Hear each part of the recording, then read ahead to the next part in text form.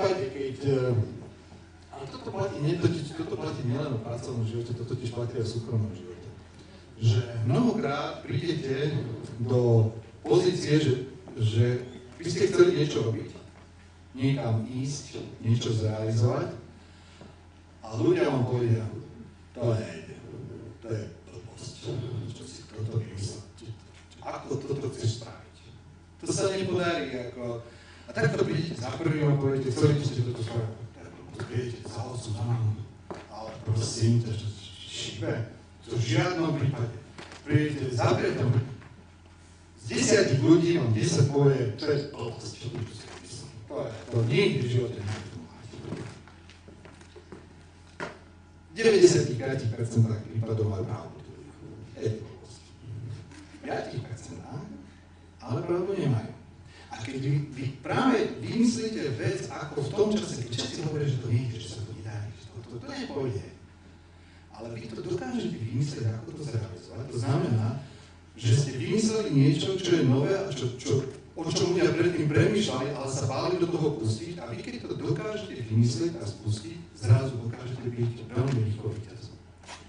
Ja vám to ukážem na dvoch prípadoch. Triangel. Keď sme v 90. pripravovali triangel, bola nezamestnanosť na Slovensku, myslím, 19%. Priemerný plán bol 8 000 korún a my sme prišli a povedali sme, budeme požičavať peniaze ľuďom. Banky povedali, vám šibe, však to nikto nerádi. Kto vám tie peniaze dá naspäť? Pri 20% nezamestnanosti. Pri plate 8 000 korún vy chcete ľuďom požičavať 20 000 korún na televízor? Chodili sme, presvedčali. Všetci povedali, to je blbosť. To proste ľudia to nezaplatia. Vidíte, koľko sme mali percent neplatičov v prvých 5 rokoch? Koľko percent ľudí nezaplatilo? Vyskúšajte. Smelo, povedzte číslo. 30%. Koľko? 30. 30? Bolo to 3,5%.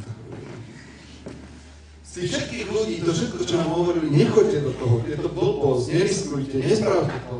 Presne 3,5%. A preto, keďže sme boli ochotní ten risk na seba zobrať.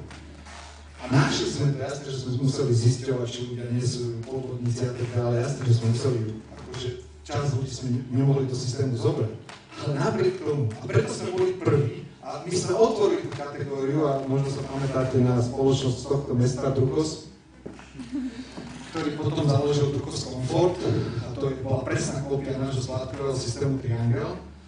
Oni dávali do reklamy 10-násobok ročne, ako sme my dávali, a my sme mali 10-násobne väčší obrad, ako mali oni. A to sme dokonca dostali špeciálnu cenu EFI za efektívnu reklamu. Viete, prečo to bolo? To sme boli prví. Lebo sme sa nebali do toho ísť. A možno ste študovali na marketingu, že platí na také základné pravidlo, že ak ste prvý v kategórii, ten druhý, ktorý keď bude robiť presne to, čo robíte vy, dá presne toľko do reklamy ako vy, dosiahne maximálne 50% vášho obratu. Nikdy neviac. To je výhoda toho, keď máte odvahu sa do toho